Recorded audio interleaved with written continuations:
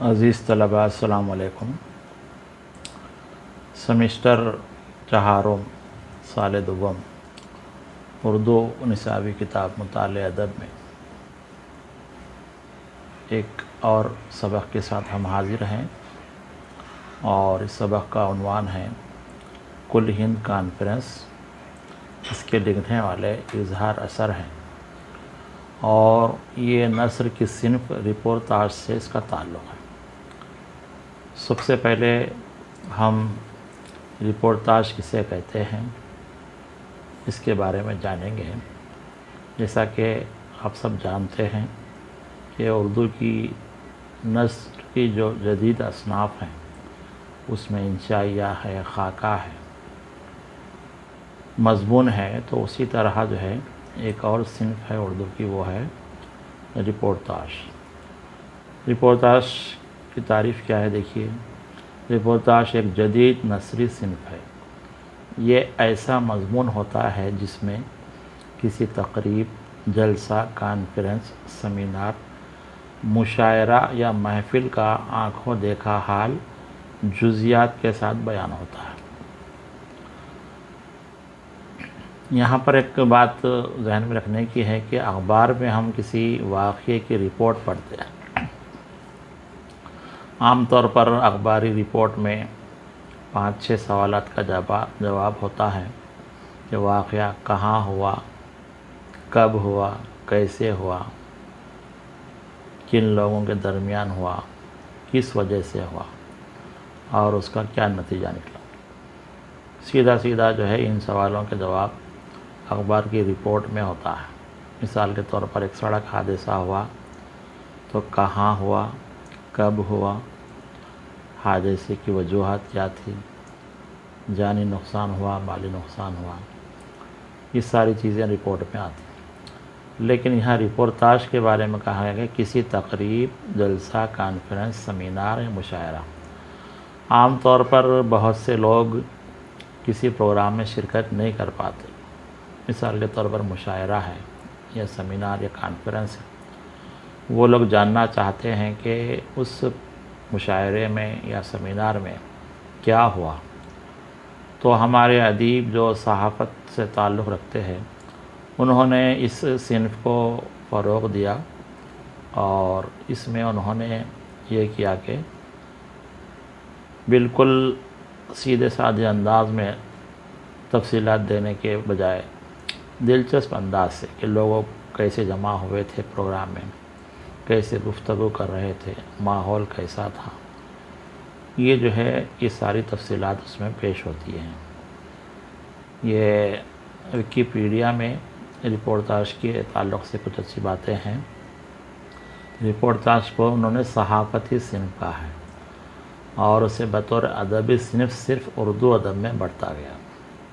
اردو والوں نے اسے ادبی صنف کہا ہے، اور یہ لاطینی لفظ جو جنوبی امریکہ کے علاقے ہیں اس کو لاطینی بولتے ہیں۔ رپورٹیج اور فرانسیسی زبانوں کے خاندان سے ہے، جو انگریزی میں رپورٹ کے ہم معنی ہیں، رپورٹ سے نکلا ہے۔ رپورٹ سے مراد تو سیدھی سادھی تصویر ہوتی ہے، لیکن اگر اس رپورٹ میں ادبی اسلوب، تخیل کی آمیزش اور معروضی حقائق کے ساتھ ساتھ باطنی لفظ بھی عطا کیا جائے تو یہ صحافت سے الگ ہو کر ادب میں شامل ہے۔ یعنی رپورتاج میں ادبی اسلوب ہونا چاہیے کہ لکھنے والا دلچسپ اچھی زبان استعمال کرے تاکہ پڑھنے والے اس میں دلچسپی لیں۔ تخیل کی آمیزش، جو واقعات دیکھے تھے اس میں جو ہے اپنے طور پہ کچھ خیالات لگائے، ماحول کی عکاسی کے تعلق سے، تشبیہات کیسے، معروضی حقائق، جو کچھ بھی دیکھا ہے اس کو بیان کریں۔ تو یہ ساری چیزیں جب مل کر کسی مضمون میں شامل ہوتی ہیں تو وہ رپورتاج کہلاتی ہے، جس میں خود مصنف کی ذات، اسلوب، قوت متخیلہ، تخلیقی توانائی اور معروضی صداقت ہوتی ہے۔ یہ رپورٹ میں لکھنے والے کی یہ ساری صفات ہوتی ہیں۔ اکثر سفر ناموں کو بھی رپورتاج کے زمرے میں رکھا جاتا ہے، لیکن سفر نامے کے لیے سفر کی ضرورت ہوتی ہے، لیکن رپورتاج میں ایسا ضروری نہیں۔ مصنف چشم تخیل کے ذریعے ہی رپورتاج تخلیق کر سکتا ہے۔ یہاں ایک بات یاد رکھنے کی ہے کہ رپورٹاج لکھنے کے لیے محفل میں اگر شرکت کی جائے تو بہتر ہے۔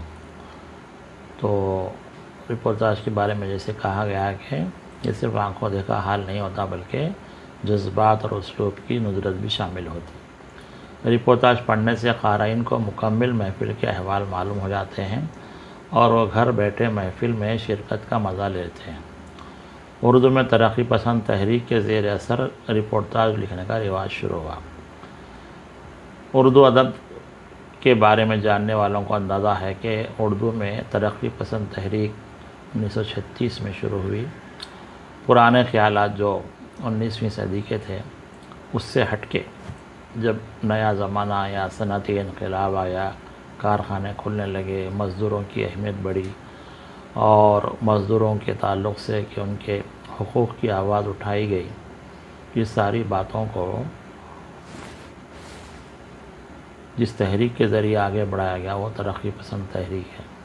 تو اس تحریک کے زیر اثر رپورٹاج بھی لکھنے کا رواج 1940 میں سجاد ظہیر ایک اردو کے ادیب ہیں، انہوں نے پہلا رپورٹاج یادیں لکھا ہے، اور کرشن چندر کا رپورٹاج پودے کے عنوان سے 1945 میں لکھا گیا۔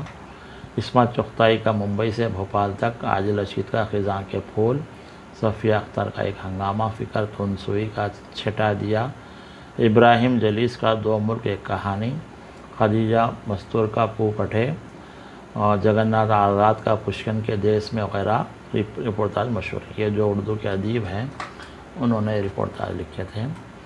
یہاں نصابی کتاب میں کل ہند کانفرنس کے نام سے ایک رپورٹاج ہے۔ یہ رپورٹاج اصل میں اردو کے مشہور ناول نگار اور ادیب اظہار حسن نے لکھا ہے، اور اس رپورٹاج میں غالب اکیڈمی دہلی میں 17 اپریل 1976 کو منعقدہ اردو کے ادیبوں کی کانفرنس کا حال بیان کیا گیا۔ اکثر رپورٹاج میں اردو سمیناروں کا ذکر ہوتا ہے، مشاعروں کا ہوتا ہے، تو یہ جو نصاب میں رپورٹاج دیا گیا ہے 17 اپریل 1976 کو غالب اکیڈمی دہلی، یہ نظام الدین علاقے میں غالب اکیڈمی ہے، اور وہاں پر جو اردو کے ادیبوں کی کانفرنس ہوئی تھی۔ یہ ترقی پسند تحریک کے بعد کئی کانفرنسیں ہوئی، اور یہ سلسلہ آج بھی جاری ہے کہ کسی بھی موضوع پر ادیب جمع ہوتے ہیں اور موضوع سے متعلق اپنا خیال بیان۔ تو اظہار حسن غالب اکیڈمی کو دہلی کا دل مانتے ہیں۔ جہاں ایک کانفرنس منعقد کی گئی تھی، مصنف نے رپورٹاج کے آغاز میں غالب اکیڈمی کا محل وقوع بیان کیا، اور دہلی کے علاقے حضرت نظام الدین میں واقع اس اکیڈمی کے اطراف موجود یادگاروں، درگاہ نظام الدین اور مرزا غالب اور امیر خسرو کی آرام گاہوں کا دلچسپ انداز میں نقشہ کھینچا ہے۔ جو لوگ دہلی کے محل وقوع سے واقف ہیں، وہاں کے حالات جانتے ہیں، تو وہاں پر بستی نظام الدین کے نام سے ایک محلہ ہے۔ 2-3 چیزیں وہاں پر خاص ہیں کہ حضرت نظام الدین اولیاء کی درگاہ ہے، جہاں پر امیر خسرو اردو کے جو پہلے شاعر ہیں ابتدائی زمانے کے، ان کی مزار جو وہاں پر ہے۔ نظام الدین اولیاء کے وہ جو ہے مرید تھے، شاگرد تھے، اور اسی نظام الدین محلے میں سب سے پہلے جو ہے غالب اکیڈمی ہے، جہاں غالب کا مزار ہے۔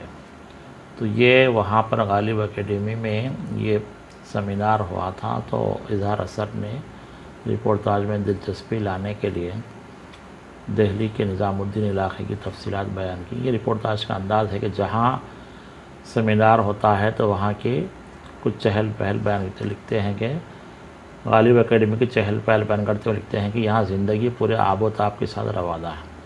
جب پروگرام میں لوگ شرکت کے لیے آتے ہیں تو کانفرنس میں شرکت کے لیے آئے شاعر و ادیب اور مندوبین ایک دوسرے سے زور و شور سے گفتگو کر رہے ہیں۔ لوگ چونکہ بہت دور دراز علاقوں سے آتے ہیں اور ان کا مقصد ہوتا ہے، اور اکثر لوگوں سے ملاقات ہو جاتی ہے بہت دنوں کے بعد، تو آپس میں لوگ جو ہے زور و شور سے گفتگو کرتے ہیں۔ اس منظر کو انہوں نے بیان کیا۔ غالب اکیڈمی میں گہما گہمی دیکھ کر لوگ یہاں ہونے والی سرگرمی کے بارے میں جاننا چاہتے ہیں۔ یہ اردو کے ادیبوں کی کانفرنس تھی، تو لوگ جو عام جو راستے سے گزرتے ہیں وہ جاننا چاہتے ہیں آخر یہاں کیا ہو رہا ہے، اتنے سارے لوگ کیوں آئے۔ تو اس زمانے میں جو کانفرنس میں ادیب آئے تھے، ڈاکٹر قمر رئیس، یہ بھی مشہور ادیب گزرے ہیں، اجمل اجملی، علی سردار جعفری اردو کے مشہور شاعر ہیں اور صحافی بھی ہیں، آپس میں گفتگو میں مصروف ہیں۔ اکیڈمی کے دفتر میں خاتون مندوبین سے 500 روپے وصول کر رہی ہیں۔ یہ سیمینار کی ایک روایت ہے کہ جو لوگ وہاں شرکت کے لیے آتے ہیں ان کو سیمینار میں شرکت کے لیے کچھ فیس دینا پڑتا ہے، تو وہ لوگ جو ہے 500 روپے وصول کریں۔ حال کے گوشے میں عصمت چغتائی، قرۃ العین حیدر، غلام ربانی تاباں اور کیفی اعظمی کسی مسئلے پر گفتگو کر رہے ہیں۔ دیکھو زمانے کے مشہور ادیب گزرے ہیں عصمت چغتائی، یہ خواتین کے افسانے اور ناول لکھنے کے لیے مشہور رہی ہیں۔